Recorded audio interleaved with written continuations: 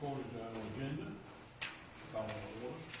You do that, Alan, or I, this is kind of an unusual meeting tonight. This is the regular planning board's meeting night. And the town board is deciding to, I'm gonna call it, sit in on it. So, but according to the agenda, we'll do the invocation, and Councilman Smith will do that. Let us pray. Dear gracious Heavenly Father, thank you, Lord, for your many blessings, Lord. Thank you for this day. Thank you for this great country we live in, Lord. Help us to make decisions tonight, Lord, that will be best for our people. We just ask you to be with us and take care of us, and we give you the praise and glory. In Jesus' name we pray. Amen. If you would, let's all stand and pledge allegiance. I pledge allegiance to the flag of the United States of America and to the republic for which it stands, one nation, under God, indivisible, with liberty and justice for all. Thank you.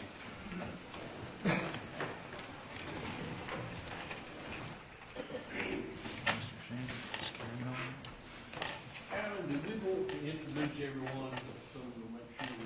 Yeah, I think that would be very appropriate. Why don't we start over here with Robert Brown and go around this way? Robert Brown, Planning Board. Joe Shagler, Planning Board. Peg Clybourne, Planning Board. Doug Killian, Planning Board. Ron Cooper, Town Board. John Henry, Planning Board. John Moore, Town Board. Mark Smith, Town Board. Ron Robertson, Town Board. County Board, Town Board. Doug Jackson, Mayor. Rick Monroe, Planning Board. Belinda Saley, Planning Board. That being said, I'm gonna turn it over, since this is the planning board, regular meeting, turn it over to that. Mr. Shambly will be the chair, and so the planning board, of course, needs to open their meeting and take care of a couple of routine items of business before we get into the presentation. Okay, then I guess what we do first is call planning board meeting to order. And the first item on the agenda is consideration of approval of the agenda. Move to approve. Second. All in favor? Agenda is approved. The second item is consideration of member request for excused absence. Do you have any item? We do. Margie Crawford is unable to attend and asked for excused absence, and Willie Hines had to be out of town and asked for an excused absence. And Miss Seeley came, but I know she doesn't feel very well, so she has asked to just quietly slip out if her cold and sinus infection gives her problems. I appreciate her coming in spite of not feeling well. Alan, I believe your planning board chair is also on reserve duty in Wilmington, I believe. So, Okay, I was unaware of that, so we request an excused absence for Michael Rouse, because obviously he work has I believe we checked and required him to be absent. Is there a motion on the request for excused absences? So moved. Second. All in favor? Opposed? And the three individuals have excused absences. The third item is consideration of approval of minutes of the previous meeting, December 17th. Motion? Second. Move second that the minutes be approved. Are there any corrections, deletions, additions? None? All in favor of approving the minutes? Opposed? The minutes stand approved. I guess the item that all of us are here for tonight primarily is number 4, presentation on proposed comprehensive land development plan update. And Alan is in charge. I'm going to start over here so we can see and then switch over there when we need the projector. I had originally envisioned this meeting taking place in the community room, but I foolishly didn't check on its availability and it's taken. But I think this room should work out fine. As you know, planning staff has been working with the Planning and Zoning Board with technical assistance from the Wood Company on preparing an update of the town's comprehensive land development plan. And as you'll recall, as part of this process, a community survey was sent out, mailed out to the citizens of Winterville as well as property owners of Winterville's planning and zoning jurisdiction. And that survey included questions concerning community character and quality of life, housing, economic development, and other planning and development related issues. And the survey sought to determine what issues are most important to our residents and landowners, and sought to get their opinion on various types of land use and development related issues. So some of the questions were structured to ask the participants to rate various statements concerning land use as I strongly support, I support, I oppose, I strongly oppose, or I have no opinion. Or to rank some questions as I strongly agree, I disagree, I strongly disagree, or I have no opinion. And to rate some issues as very important, somewhat important, I'm not sure, or unimportant. Then there were also some questions structured for a written answer, such as one of the questions was, please list the biggest concern that you have that will affect your quality of life in the winter. Then there was an opportunity at the end of the survey to list any additional comments that the respondent may have. So the results of that survey have been incorporated into the plan and heavily affected the substance of the plan. We also held several public input workshops, and the comments received at those public workshops were also affected and incorporated into the plan process. I'd like to talk just a little bit about exactly what a land development plan is and the process that produces it. And the process of developing a land development plan is sort of a foundation for discussions about land use in our community and the future of our community. And through that process, we identify issues of importance to the community that we attempt to address in the planning document. And then the plan itself is sort of a goal-setting guide and serves as a decision-making guide. We reference it in making land use and development-related decisions to see if those decisions are in conformance with the goals and objectives and concepts that we've agreed to in the plan. So the plan is an attempt to sort of develop a community consensus on issues of importance and how we address those issues and where we go in the future. The land use plan we have in place currently was originally adopted in 1997. The most recent revision of it was in 2004. So what I'd like to do at this point is give a general outline of what's contained in the draft revised plan, and then we'll get into a more detailed discussion about the goals and objectives, which are really sort of the meat and potatoes of the plan. They're really sort of the finished product that results from it. So in developing the plan, there's 3 questions we ask or try to examine about the community. Where are we now? Where do we want to be? And how do we get there? And so the where are we now part of the plan is covered by an inventory in the plan of existing conditions, which includes a community profile, discussion on the geography of our area, and the history of Winterville. And then there are sections on characteristics of our population, our economic base, housing, land use, community health, which is in this plan a specifically separate element of the plan that we included.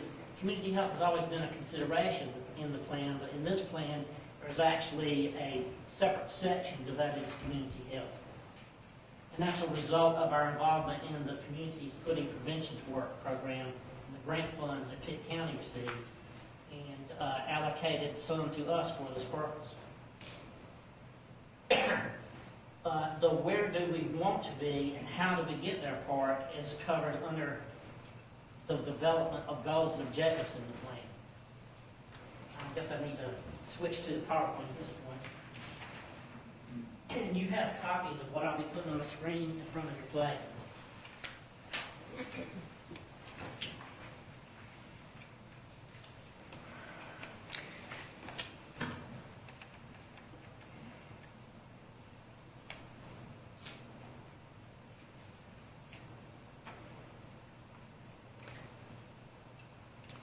So in the development of goals and objectives, certain land use planning themes emerged, and the goals and objectives are kind of centered around these themes, which are as listed on the overhead.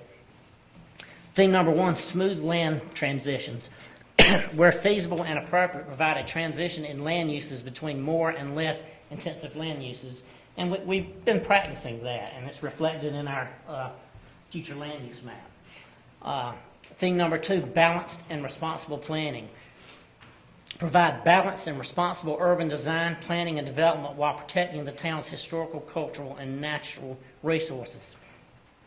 Balanced in that we try to address a broad range of needs in the community. Theme number 3, planned and purposeful growth. Plan for growth and development that continue to and build upon the town's overall image as a well-planned, attractive, livable, and unique community. And those words were some of the kind of words that emerged from that survey. Attractive, livable, unique, all some themes that emerged out of responses to our surveys and our public input sessions. Theme number 4, town-wide identity. Establish town-wide identity and communicate this identity through the character of development that is encouraged in the town, including land use, design, and development standards, utility extension, and transportation needs and designs.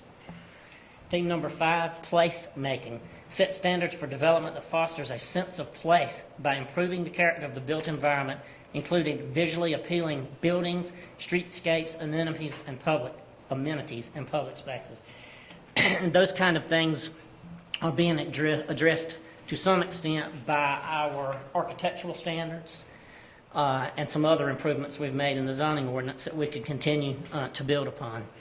And then the final thing listed, community health. Support community health planning through development practices that encourage physical activity, sustainability, and healthy food choices. That was one of the themes that came out of the CPPW program, was that the built environment can make it difficult for people to enjoy physical activities because it's so oriented to the automobile. So those are sort of the land use planning themes that emerge in the process that the goals and objectives take into account and sort of attempt to address. I've been referring to goals and objectives. In the plan, goals are generally general and broad statements about the desired future of the community, whereas objectives are more specific and measurable steps to be taken to achieve the goals stated in the plan. So the objectives tend to be more measurable things, whereas the goals tend to be broader statements like, continue to make Winterville a great place to live. So now we'll move into the actual goals and objectives that emerged from this process and have been included in the plan, starting with transportation. The goal, a transportation system that provides for the movement of people, goods, and services in a safe, efficient, and effective manner, and that minimizes adverse impacts upon the natural environment. And then the objectives, strategies under that goal. Ensure that all transportation needs are addressed in planning by developing a local transportation plan that supplements the Metropolitan Planning Organization's transportation plan. And that's something we've talked about to some extent, that we could use MPO funds and get reimbursed for, is doing a localized transportation plan that addresses the local routes and the projects that may be smaller than those addressed in the MPO's plan that takes a more regional approach to transportation planning. Encourage the development of alternative transportation facilities in the planning area, including pedestrian and bicycle and public transit. We've done a lot towards pedestrian improvements in recent years, and I know that continues to be a priority of the town council, is making pedestrian facilities available and continuing to improve our sidewalk system. Physically unite the town by connecting existing trails, sidewalks, and open spaces, and make the town more walkable and pedestrian friendly and less dependent upon single occupant automobiles. And beneath that are some of the steps that might help achieve that. Implement the Winterville Comprehensive Pedestrian Plan and the MPO Bicycle and Pedestrian Master Plan. Develop and implement a Winterville Comprehensive Bicycle Master Plan. There again, a bicycle plan that would be very specific to Winterville, though we're included in the MPO's bicycle plan. This could be, a much stronger focus on Winterville specifically in a plan developed as a subset of the MPO's bicycle plan. Actively encourage pedestrian-oriented development through site design, building orientation, interconnected parking facilities, and streetscape improvements. There again, trying to make our commercial areas and public areas more pedestrian-oriented, more pedestrian-friendly, to make it easier to choose to walk over riding the vehicle. Ensure that travelways complement and support adjacent land uses. Consider requiring town control of specific streets where design can be altered to support land uses and town connectivity goals. It's kind of referring to some of the situations where we would love to see improvements that DOT is either not willing or is not able to make. In some cases, they may be willing to release that street from their systems to the town system so that we can make those kind of improvements ourselves, perhaps through pilot funds.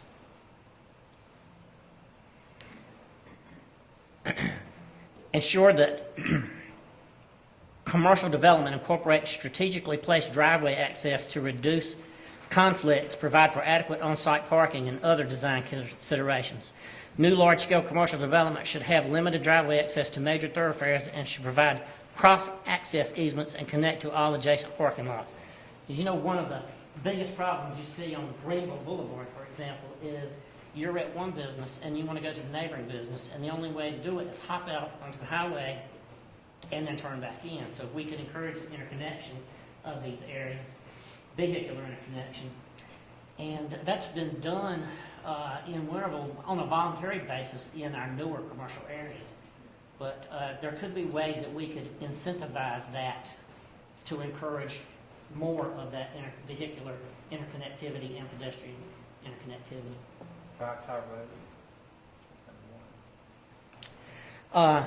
The next goal section is appearance. Goal, an attractive community. You can see that's a very broad statement, an attractive community. Objectives and strategies. Ensure that development regulations maintain and improve the appearance of the built community. Develop special highway overlay districts for commercial and thoroughfare corridors. Review and revise sign regulations as needed for all types of outdoor signs and advertising. Create a street tree program and incorporate street tree requirements into development regulations. It's been done to some extent with our landscape requirements of our zoning ordinance, but certainly something that can be improved on and built upon so that it's not just landscaping of the property, but it takes into account the streetscape. And it does to some extent now, but it certainly can be improved. The next section is recreation. Goal, to provide facilities and programs that address the needs of town residents. Objectives and strategies. Update and implement the Winterville Parks and Recreation Master Plan. Consider opportunities to serve the fast-growing over 65 age group with specialized programs. Something that's been talked about to some extent already is the need for opportunities for a broader range of age participants. The fourth goal section is economy. Goal, provide a vibrant and varied local economy which will attract and support a wide diversity of business opportunities and community services and will support the town tax base. Objectives, strategies. Investigate methods to market Winterville to attract commercial development. Strategically encourage business park, light industrial, and commercial development in appropriate locations to help balance the overall tax base. Create economic and business development partnerships between the town, other local jurisdictions, other economic development organizations, and private companies. Investigate opportunities to locate and encourage a local farmers market to support local farmers and to encourage consumption of fresh, wholesome foods. And it would be nice if that could be done in an area that would be accessible to our neighborhoods as pedestrians. Seek opportunities to attract healthcare service providers, particularly for the faster growing over age 65 population age group. That's something that revealed itself in looking at the demographics of our population in the last census in 2010, is that we have an aging population group that is larger and larger. Incorporate an understanding of the tax revenue and fee benefits of potential new development and land use decisions, and ensure that the benefits are balanced against the infrastructure and service costs to serve new development and redevelopment. Balance residential and non-residential development to foster a favorable service cost to revenue generated tax base. Ensure that the cost of infrastructure, facilities, and services related to new growth and development are borne primarily by those creating the increased demand. Include cost recovery fees that are rationally related to new growth. Ensure that fees charged by the town for development reviews and inspections approximate actual public costs. The next goal section is land use. The goal, a well-planned, attractive, livable, and unique community that establishes and enhances town identity, fosters a sense of place, and protects historical, cultural, and natural resources. Objectives and strategies: provide balanced and responsible urban design, planning, and development, and protection of historic, cultural, and natural resources. Expand efforts to attract new business to the downtown business district to support and encourage community vitality and to retain, maintain, and restore cultural and historic resources. Where feasible and appropriate, provide a transition in land uses between more and less intensive uses. Promote visually appealing buildings, streetscapes, amenities, and public spaces. Clearly communicate the character of development that is to be encouraged, including land use, design, and development standards, utility extension, and transportation needs and design. Goal number 6 relates to residential development. The goal, a compact, pedestrian-friendly, and diverse community that places emphasis on quality while maintaining affordability. Objectives and strategies: promote life cycle housing options that allow residents to continue in Winterville as they marry, raise families, and age in place. Housing needs change over time. Consider the value of encouraging increasing housing options for the fast-growing over age 65 population group. Higher density housing should be located near places of work, shopping, and public transit, serving as a transitional use between non-residential use and lower density housing. Access to such housing should not be through a lower density area.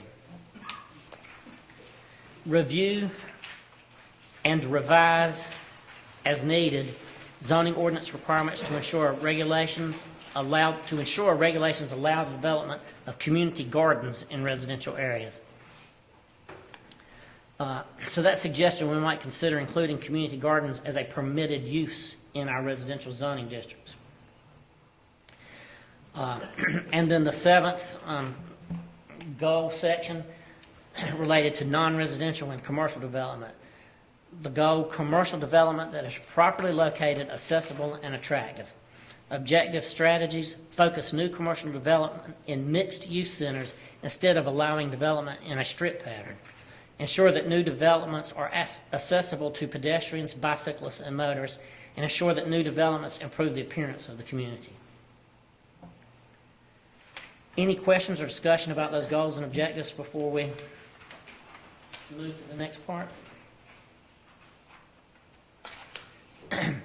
In addition to the goals and objectives, the plan also lists some other observations and suggestions.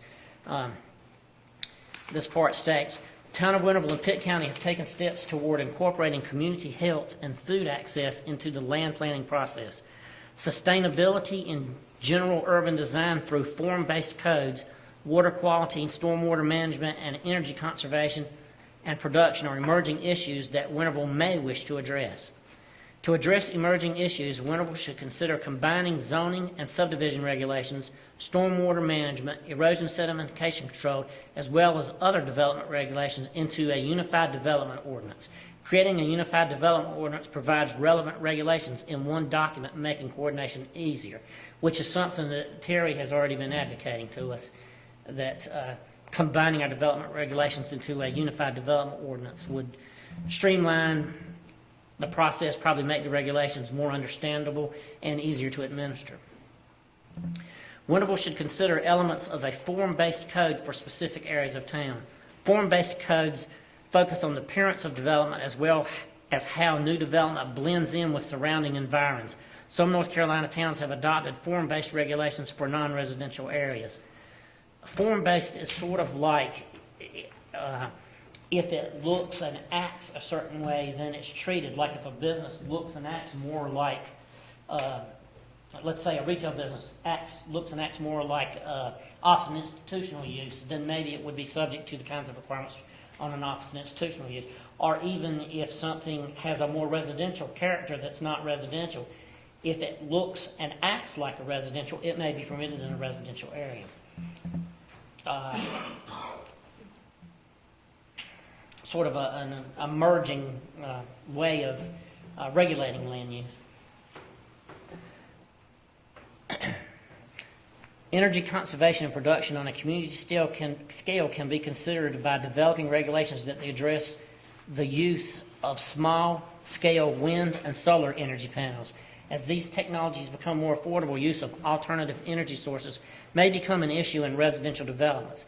Subdivision designs that encourage proper solar orientation of buildings can encourage energy efficiency. I think this is something else that's really emerging as time goes on, is utilizing solar panels not only in residential areas, but as an accessory use to commercial facilities.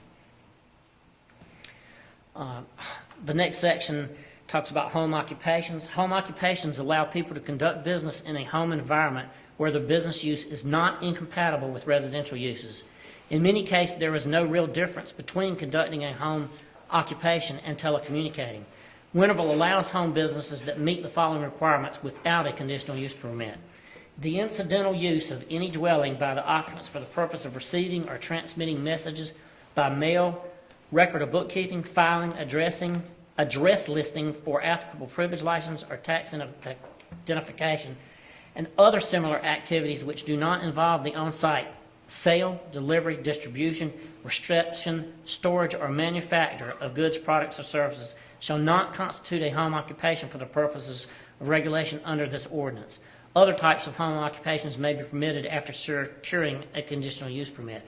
So it's saying that there are some there's some commercial-related activities that are permitted in homes if they don't cross the line I just defined, which would basically amount to paperwork, computer, and no maintenance of a stock of good of sale, no receipt of customers at home, but listing the home address as a business address for tax purposes and doing bookkeeping and computer-related work is allowed in our ordinance already.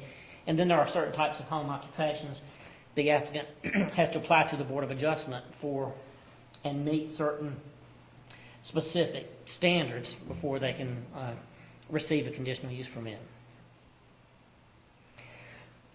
And then the final part of this, Winterville should consider implementing low-impact development measures for new development and redevelopment. An emerging stormwater design approach is to require total stormwater runoff volume after development to be equal or less than total stormwater runoff volume before development. This technique is referred to as a low-impact development, or LID for short. LID techniques encourage developers to minimize land disturbance activities and provide stormwater management devices that encourage percolation of stormwater into the ground. LID techniques also include reuse methods such as cisterns that provide water for non-potable uses. Green roofs are another technique that not only reduce the amount of stormwater runoff, but also reduces the heat island effect of roofs, which we already have in our development regulations, a requirement that the stormwater runoff rate can't be increased by the development. What- Are you going to share the surveys that were done recently? Did you survey the public recently? Well, it's the survey we initially sent out by mail, and I can provide everyone with the results of that if you'd like. The initial one, it's from back in 1997. And then I thought each person was going to have this book here tonight, which gives valuable information. Yeah, well, everybody should have received that book. It's talking about the plan itself. I know I I thought provided. it was interesting, you know, that a lot of things in 97 and things today were a lot alike. The number one reason people move here is because of low crime. Number one. I thought that was a small town atmosphere, housing choices, good schools, and so forth. It hadn't changed much. Yeah, very similar. Well, this Also, one gave a detail of the, in 97, of the responses. well, but I have that detail. The biggest difference, and it's to some extent, it's summarized in the plan, but the number of respondents would take up a lot of space in the plan. We could put it in with the plan as an appendix, perhaps, but we didn't include it in the text of the plan because This one surveyed 1,638 and 492 responded, which is 25% response is pretty good. this time it was about a 13% response rate, but 13 versus 25. the pool of 13% of the current population is a pretty significant number because our population now is, 9,369. So 13% of that was our response rate on that survey. Why do you think it's much lower? It's more people. Well, just because 13% of this number is a much larger number of people is the only explanation I have, as a percentage, it's smaller, but it's just a raw number. It's actually larger this time. The number of responses. One other thing I wanted to point out and bring your attention. Of course, the land use plan often is a legal requirement. Our development-related regulations are supposed to be based on a land use plan. So I want to share with you this statement from state statute. Zoning regulations shall be made in accordance with the comprehensive plan. When adopting or rejecting any zoning amendment, the governing board shall also approve a statement describing whether its action is consistent with an adopted comprehensive plan and any other officially adopted plan that is applicable, and briefly explain why the board considers the action taken to be reasonable and in the public interest. That statement is not subject to judicial review. So if we have rezoning request or amendment request at this point in time, in making the decision, the council is supposed to adopt a statement as part of their decision process as to whether or not the proposed change is in conformance or is consistent with our adopted comprehensive plan. It also says the planning board should advise and comment on whether the proposed amendment is consistent with any comprehensive plan that has been adopted and any other officially adopted plan that is applicable. The planning board shall provide a written recommendation to the governing board that addresses plan consistency and other matters as deemed appropriate by the planning board, but a comment by the planning board that a proposed amendment is inconsistent with the comprehensive plan shall not preclude consideration or approval of the proposed amendment by the governing board. So the planning board should comment in its recommendation on plan consistency, and then the council is supposed to actually adopt a statement as to whether or not the proposed amendment is or is not consistent with the comprehensive plan. In our plan, there's a thing about that we have one area that we've turned down a number of times. That's corner of Mill Street and Highway 11 and Vernon White Road. And part of the problem is that intersection needs to be fixed by DOT. There needs to be something done with that unsafe intersection.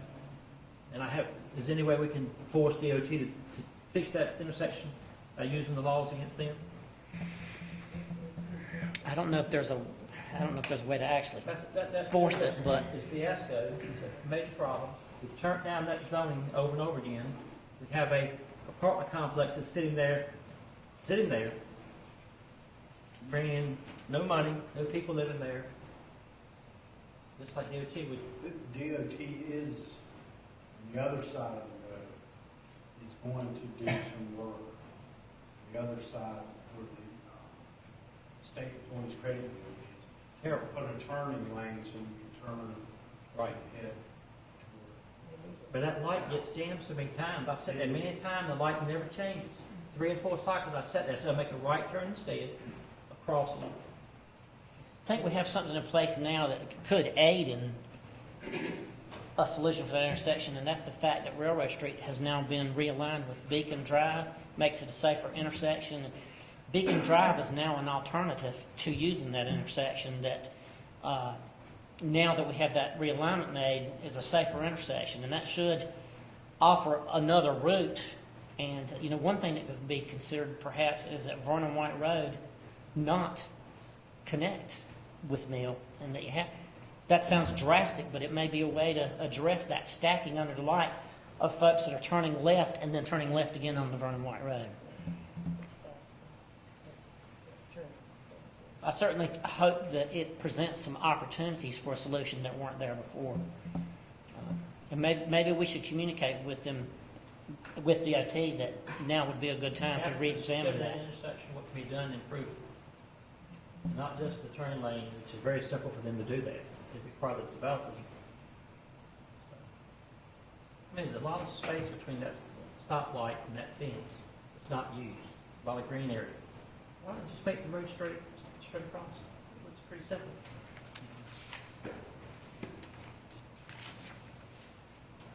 Just don't give us any more 4-way stop signs. You know, it's terrible people going back and forth to South Central in the morning in Creekside. That's a major problem. I've heard comments people talk about, you know, having a police officer out for full time, but DOT should take part of that. They create the problem and not fix the intersection. It's in the plan to put what they call a roundabout there.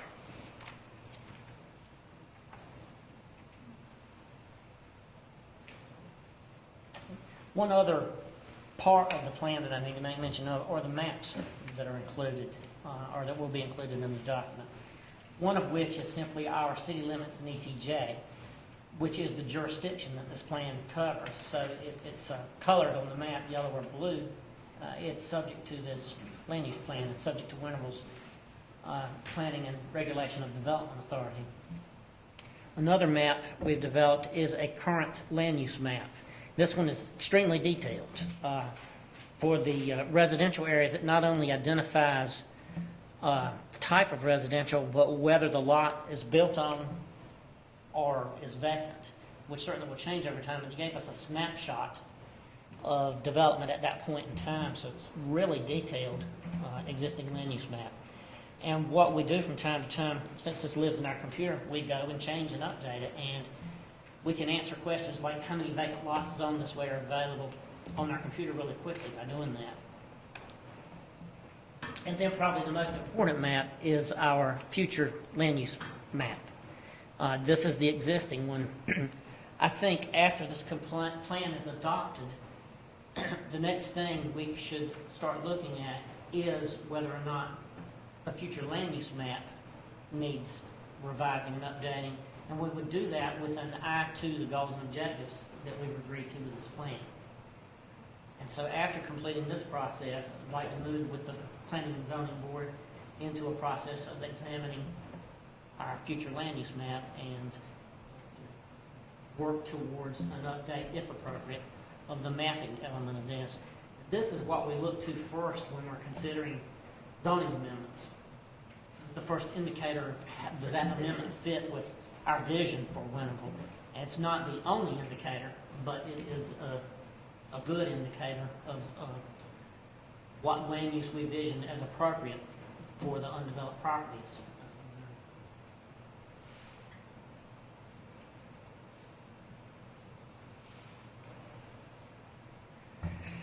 I know that was a whole lot, and you're probably tired of hearing me talk, so I ask if you have anything to say. Where we go from here, Monday night or Monday afternoon, staff is going to hold a public informational open house from 5 to 7, sort of a floating affair. We'll have displays and information available. We'll be happy to meet with attendees on a one-on-one basis, discuss the plan with them, get their input and opinions, let them fill out comment sheets. How about have the surveys that were not turned in earlier, have them at least available, like fill out a survey? Sure, that's a great idea. And after the open house at 7, we were going to have a planning and zoning board meeting, so the planning and zoning board has the benefit of hearing the comments that took place during the public meeting. And then the planning and zoning board will consider formally recommending adoption of the plan, either as presented or, as they may suggest, modifying as a result of discussions that take place at the informational open house. And of course, the public will be given the opportunity to address the planning board on this matter at the planning board meeting at 7. And I have submitted two ads to the newspaper to inform the public of that. After that meeting, the next step would be at the town council's February 11th meeting to hold a public hearing for the town council to formally consider adoption of the revised plan. How involved will all these, I noticed that a lot of these things touch on other efforts that we have going in town, like economic development, tree board. We have, basically, you know, when you all don't approve a planning request, it may go to the Board of Adjustment or something like that. How involved are all these other boards and, you know, I won't say agencies, but even recreation board, when you talk about the recreation master plan, how involved are they going to be on this, and how knowledgeable are they of this plan? Well, our process now is when we receive a development proposal, Mike arranges and heads up a development review committee meeting, and he invites other departments and staff to be present. We could also, and have invited other agencies if they were involved, if they had some involvement. And we could certainly seek to improve that process and maybe be a little more aggressive about promoting input and review from other agencies and departments. Number one topic in 1997 was 247 people responded about recreation facilities. The next highest was downtown at 236. Then more youth and adult programs, 235.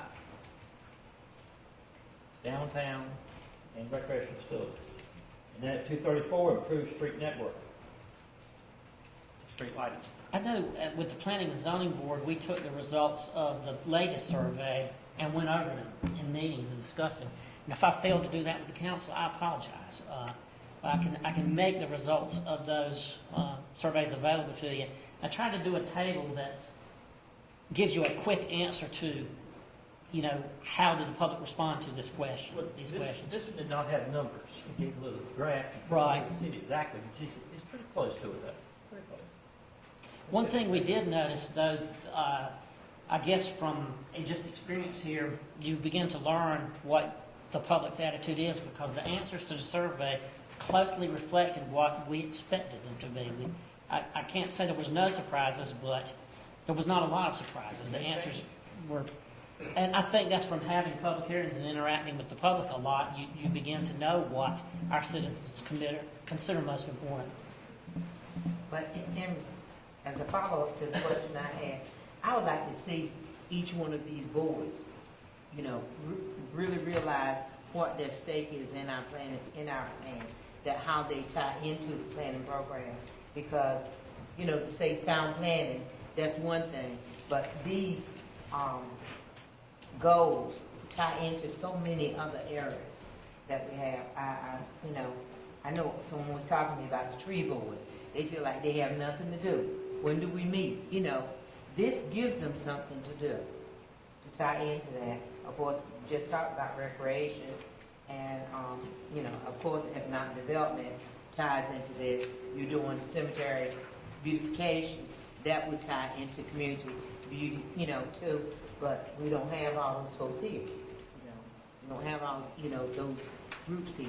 And I'd like to see it shared with them, even if it's just that little segment that they're involved in, that they tie into this land use plan.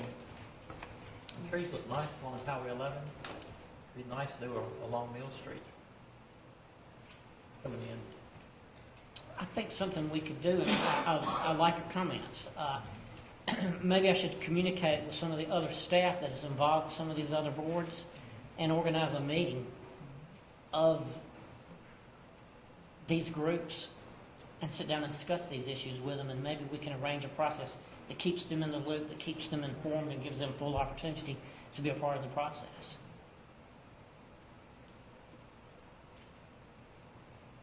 And start just by reaching out to them. Alan, how is the open house being communicated to the public newspaper?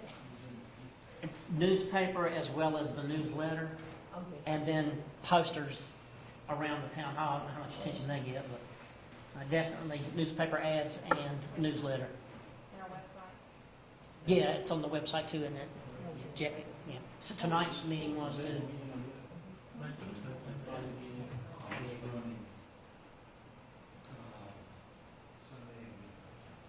It rained last Sunday.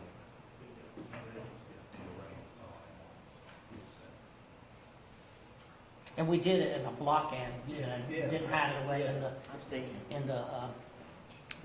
classifieds, but put it as a nice big block ad. Expensive, but hopefully it will get the word out.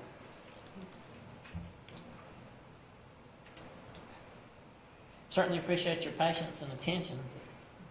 Remember years ago, we had a committee, Mr. Mayor probably knows about it, we call these crepe myrtles all over town. They planted crepe myrtles on Church Street. I think we got still some left. Our beautification group years and years ago. What was it called, Mayor? That group that met? Did crepe myrtles. It seemed like it was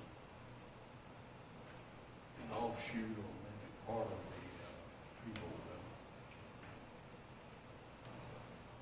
It'd be nice to have a lined up Mill Street with crepe myrtles. I do know the trees and so forth that were put out on what we call Highway 11 or whatever. But those ideas too. That's beautiful.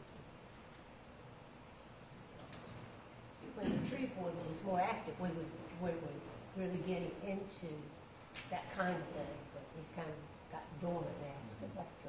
So you might want to research where people can buy trees at. I'm sorry, say again? Where we could buy trees at, and you might say these are the vendor Well, we were trees, buying what them. the price are. Yeah, Put that in the newsletter, we you know. were getting wholesale through Worthington Farms, which I don't think they'll sell to the public, but That's right. just a I've been wholesale. trying to buy some trees, that's the reason I went to, couldn't find two alike at Lowe's. They won't buy any for a while, and just not that easily available to buy. That's where the towns. Yeah, they won't sell to the public now. Best time they last time.